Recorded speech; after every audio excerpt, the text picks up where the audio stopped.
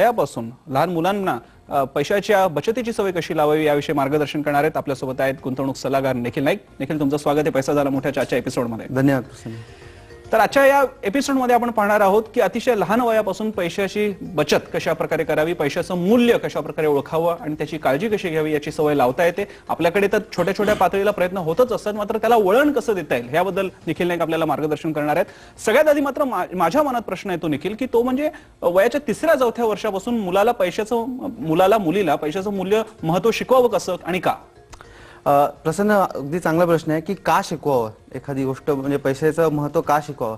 जर आपण बघितलं की आपली जी एज्युकेशन सिस्टीम आहे आता बऱ्याच प्रमाणावर इम्प्रूव्ह होते, पण जे आपल्या पिढीने जे एज्युकेशन घेतलं होतं त्यामध्ये एज्युकेशन झालं पण पैसा कधी असा शिकवला गेला नाही आपल्याला. आणि अनफॉर्च्युनेटली तुम्ही जर बघितलं किंवा फॉर्च्युनेटली तुम्ही जेव्हा बँकेत एखादी व्यक्ती लोन घ्यायला जाते तेव्हा त्याला त्याचं प्रगती पुस्तक नाही विचारलं जातं, त्याची बॅलन्स शीट विचारली जाते. त्यामुळे पैसा ओळखणं, पैसा कसा वापरावा, पैसा कसा वाढवावा ह्याचं ज्ञान असणं अत्यंत आवश्यक आहे.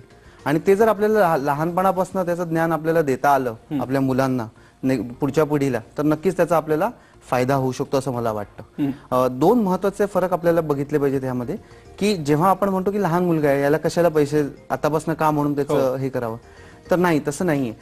एखाद्या गोष्टीमध्ये आताची पिढी आता आपल्याहून फास्ट होत चालली आहे, त्यामुळे एखाद्या गोष्टीमध्ये मूल्य, तू जो शब्द वापरला अगदी अचूक शब्द आहे, की एखाद्या गोष्टीचं मूल्य काय आहे, त्यातनं मला व्हॅल्यू किती मिळणार आहे हे त्यांना सांगणं अत्यंत आवश्यक आहे. आपल्याला बऱ्याचदा असं वाटतं की आपल्याला लहानपणी काही गोष्टी मिळाल्या नाहीत तर मी त्यांना आता ह्या सगळ्या गोष्टी देतो, पण मग त्याचं मूल्य त्यांना राहत नाही.